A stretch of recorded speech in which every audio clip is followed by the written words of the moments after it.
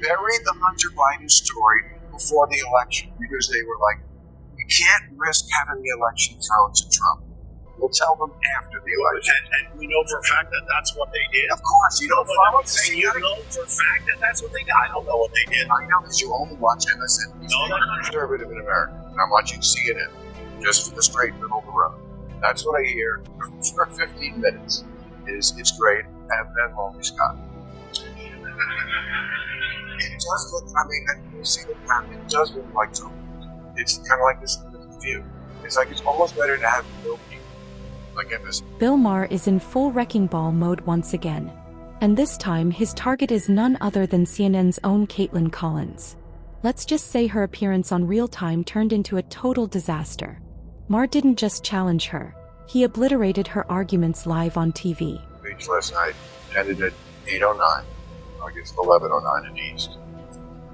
It wasn't until 11:23 until the one conservative guy, what's his name? Scott Jennings. Lonely Scott, I call him. David Urban was there too. Wait a second. I watched it from 8:09 to 8:23. We were just gushing about how great a speech was. I think she did fine. I think this is good. Here's where the chaos began. Caitlin started singing Kamala Harris's praises like she was quoting scripture, calling her speech powerful and historic. Sound familiar? It was the same syrupy, scripted narrative CNN had been pushing all week. That tells you a lot, doesn't it? I mean, how do you guys think you were doing this in that arena of like, this is a terribly divided country, not only on both sides, a lot of people just hate the other side. And CNN, in my view, should be the place where both sides can watch. How do you think? That tells you a lot, doesn't it? I mean, how do you think CNN is doing in an arena like this? A country that's deeply divided and hyper-politicized, where so many people flat out hate the other side. In my view, CNN should be the place where both sides can watch. And I think, my show is evidence of that. We have lawmakers on from both parties. We'll have Elizabeth Warren on one night, we'll have Ted Cruz on another night. I think lawmakers from both parties should take questions. To his credit, Maher gave Caitlin a fair shot to clear the air. He asked her point-blank whether CNN still believes in genuine balance or if it's just another propaganda arm for the DNC. It was a golden opportunity for her to defend her network with some substance. Instead, what came next was painful. Maher, ever the skilled host, sat back and let her dig the hole deeper, waiting for the perfect moment to strike. It's that trademark Maher style.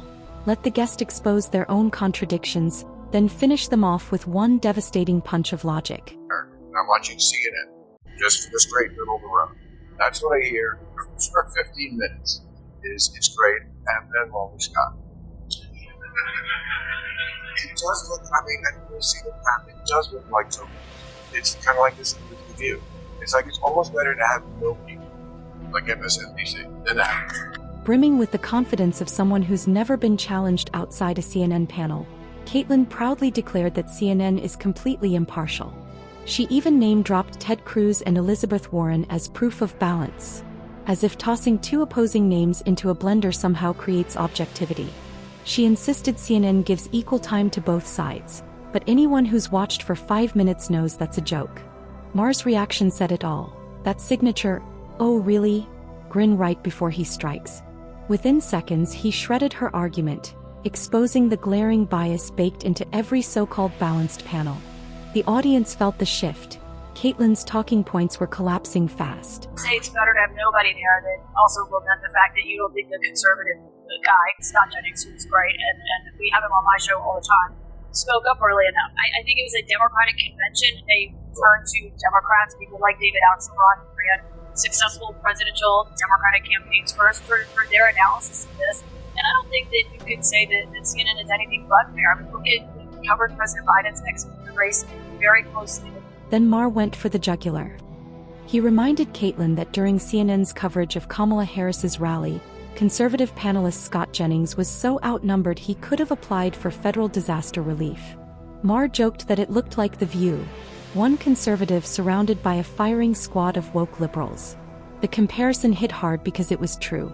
CNN's idea of balance is giving one conservative 5 minutes of airtime before drowning him in interruptions. Caitlin's poker face cracked. You could see her confidence evaporate as Maher broke down how CNN weaponizes the illusion of fairness while pushing leftist narratives nonstop. From a very red state, I have a very conservative family. A lot of them are Trump voters.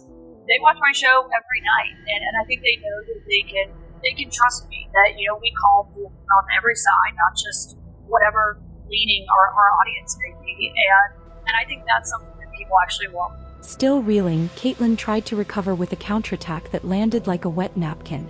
She argued that Scott Jennings actually spoke more than the rest. Sure, and my dog writes Shakespeare on weekends. She followed it up by claiming that because the event was a Democratic rally, more liberal voices were needed. Really? That's your defense? That's like saying a referee should only wear one team's colors to keep things fair. Maher didn't even need to respond. His silence said everything. Her reasoning wasn't just weak, it was embarrassing. Who was speaking last night? It's not like they were all Democrats. Dana Bash, Jake Tapper, Abby Phillip, all my amazing colleagues giving analysis. In a moment like that. Then came the most unintentionally hilarious part. Caitlyn claimed CNN's coverage is balanced because her conservative family watches her show. Seriously, that was her argument. My family's Republican, so CNN can't be biased. Maher practically laughed in disbelief. He pointed out that family loyalty isn't the same as journalistic integrity, and that her relatives are probably just watching out of love, not because CNN has suddenly become a beacon of neutrality. It was the perfect takedown. Factual, funny, and devastating all at once. The Hunter Biden. You're talking about the press doing that? He's saying that's what they did, and that is what they did. They buried the Hunter Biden story before the election because they were like, you can't risk having the election thrown to Trump. We'll tell them after the election. And you know for a fact that that's what they did? Of course, you know, But I'm saying you know for a fact that that's what they did. I don't know what they did. I know because you only watch MSN. Maher wrapped it up with a knockout blow, comparing CNN's lopsided panels to a rigged game show where one contestant gets the microphone while 5 others control the volume. He called out how the network's 2020 election coverage turned into a 24/7 anti-Trump infomercial, while Biden and Hunter scandals were buried faster than bad ratings. Maher didn't mince words. The media's double standard is the real national embarrassment, and pretending otherwise is pure delusion. By the end, Caitlyn Collins's defense of CNN's impartiality had completely imploded. From her token conservative excuse to the laughable, "my family watches me" defense, she delivered a masterclass in denial. Bill Maher's brutal logic and razor-sharp sarcasm left her visibly shaken, and exposed the very bias she was trying to hide. It wasn't just a bad night, it was a wake-up call for anyone still pretending CNN is neutral.